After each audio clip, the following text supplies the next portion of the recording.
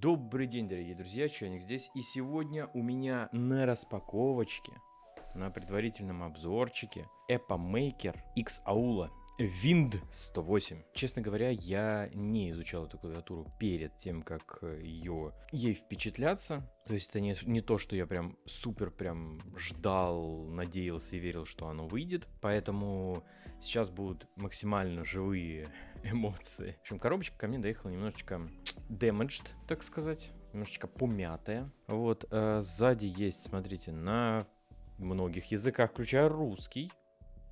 Вот, и я, пожалуй, вам чуть-чуть зачитаю. В общем, тут 108 клавиш, это полноразмерная клавиатура. Есть FN слой, зачем тут пишут? Ну, размеры написали. Вес 978 грамм по напряжению, номинальный ток, срок службы батареи около 10 часов со световыми эффектами по умолчанию и около 100 часов, если выключить вообще все RGB огоньки. Зарядный интерфейс USB Type-C. Ну, собственно, это все.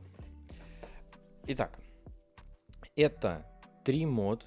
То есть тут есть 2,4 ГГц, Bluetooth, проводное подключение, естественно. И это механическая клавиатура. Да, у нас давно не было прям механических клавиатур, но давайте это исправлять потихонечку. Кстати, прислала эту клавиатуру мне компания Aula, поэтому за это ей большое спасибо. Опять же, еще раз, на мое мнение, это не повлияет. Все мои, так сказать, эти рекламодатели предупреждены, и обычно я, если что-то прям совсем из ряда вот вон выходящее, перед тем, как публиковать ролик, я предупреждаю о возможных проблемах. И если их не устраивают какие-то моменты, то мы можем, собственно, разойтись полюбовно. Я могу сказать то, что типа я тогда не буду. Ну, там, они скажут, что я не буду выпускать ролик, или я могу сказать то, что если вы мне не даете сказать эти слова, то как бы я... Смысл в том, что если этот ролик вышел, он вышел вот именно в том виде, в котором я его изначально записал. То есть это не какая-то там супер отредактированная штука, где я должен вырезать клавиатуру, там, продукт и так далее. Поэтому имейте это в виду. Такое лирическое отступление. Поехали. Ну, коробочка максимально стандартная, простая. Я думаю, все клавиатуры примерно такой при билды приезжают в такой коробке. Мануальчик. Далее мини-мануальчик. 30-секундный. Как, чего, куда нажимать, какие сочетания клавиш есть. А есть пылезащитный чехольчик. Это прям, опять же, тоже лайк. Я люблю такое, это полезно в быту. Сама клавиатура полноразмерная, большая, прям такая увесистая. Мы ее отложим и глянем, что еще в комплектике есть у нас. Средний дубовый кабель, не брендированный, если что. Вот, несколько свечей. Леобог. Несколько Леобог свечей. И с этой стороны что-то еще должно быть. Это кейкап свечпулер, тоже не брендированный. Теперь давайте саму клавиатурку освободим из плена полиэтилена. Так, я донгл не нашел в коробке, значит он должен быть где-то внутри самой клавиатуры. А, вот. Вот же он.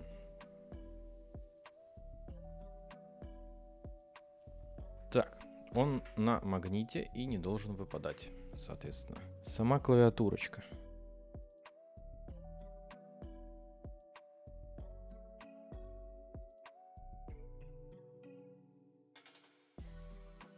Не скажу, что прям супер пластик, неплохо так собирает отпечатки, довольно такой полугладко, полушершавенький. Тут и там какие-то есть переливы, если вы заметите, по литью.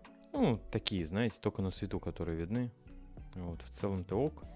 Вот, кейкапы неплохие, ну, по крайней мере, на первый взгляд. Клавиатура на столе не шатается. К сожалению, куда-то я продолбал свой кейкап свечпулер.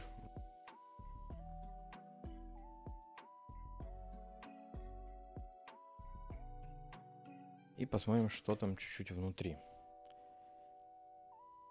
Итак, во-первых, тут поликарбонатный плейт. Смотрите, это хорошо, должно приятно сказаться на звуке. Шумка тут Парон, кстати. Из еще плюсов южная ориентация диодов, то есть интерференции ни с какими свечами и кейкапами не должно быть, по идее. Есть PET-подложка. Вот это вот то, что черненькое вы видите. Это PET-подложка. Короче, good. В этом плане good. По поводу кейкапов. Они double shot, PBT. Такие немножко гладко-шершавенькие тоже, примерно как корпус. То есть в этом плане однородность соблюдается. Литеры неплохие в целом, на альфах, по крайней мере. Давайте рассмотрим поближе литеры на капслоке, например.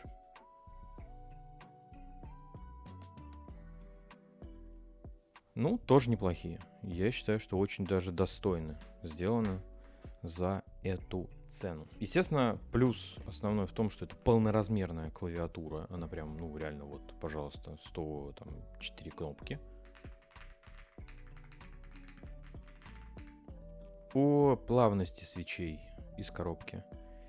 Ну, я бы их смазал в любом случае, потому что на некоторых свечах, не на всех, есть ощущение песочка по какой-то из граней. Ну, по одной из граней. Давайте по поводу толщины кейкапов сразу посмотрим. 1,7, 1,6, 1,5, 1,7.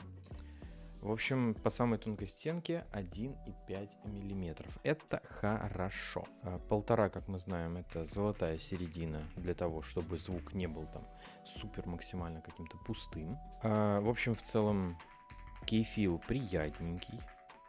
Опять же, если вот сейчас по первым впечатлениям у меня никаких вопросов к кейфилу нет, кроме вот того, что я бы досмазал, чтобы они ощущались более плавными. Звонковат пробел. Backspace немножечко дребезжит. В остальном все нормально. Нормальные стабы. Блин, я приятно удивлен. Для тех, кому нужна полноразмерная клавиатура, это вот он, отличный вариант. Почему нет? Тут все есть. И все на нормальном уровне исполнения. Очень даже. Дизайнерски мне, кстати, вот эта вот расцветка прям нравится. Она интересный вайб какой-то создает, не знаю. Давайте послушаем ее в тайпинг-тесте. Сейчас я микрофон передислоцирую.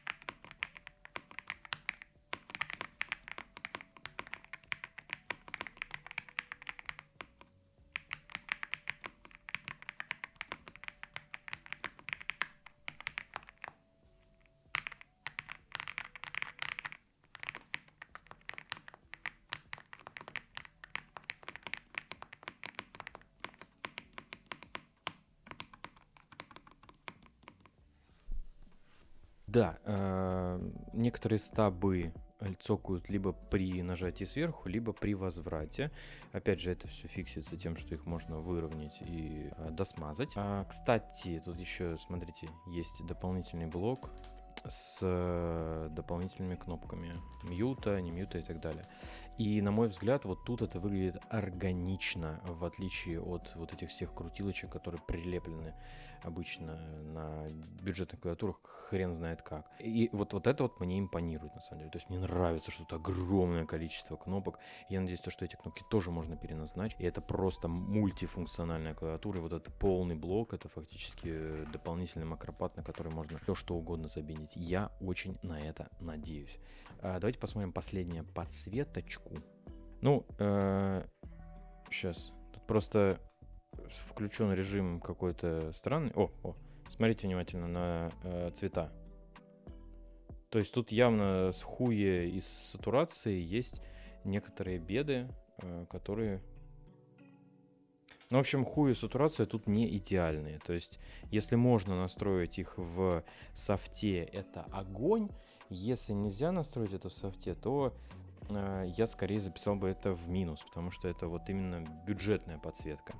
В бюджетных клавиатурах именно такая настройка обычно. Ну, а с вами был Чайник. Подписывайтесь на канал, ставьте лайки, ставьте комментарии. Надеюсь, что вам понравился данный ролик. В целом, по первым впечатлениям, могу рекомендовать эту клавиатуру к покупке тем, кому, правда, нужно 100% и без провода. Это прям вот имба, не знаю. За ту цену, за которую она продается, это, правда, приятно. Да, кстати, все ссылки будут, естественно, в описании в комментариях. Да, подпишитесь на мой телеграм-канал, там котики, мемчики, чатик на 900 с лишним человек, где я читаю все, отвечаю вам, и, в общем, у нас там вообще ламповая атмосфера. А теперь всем пока.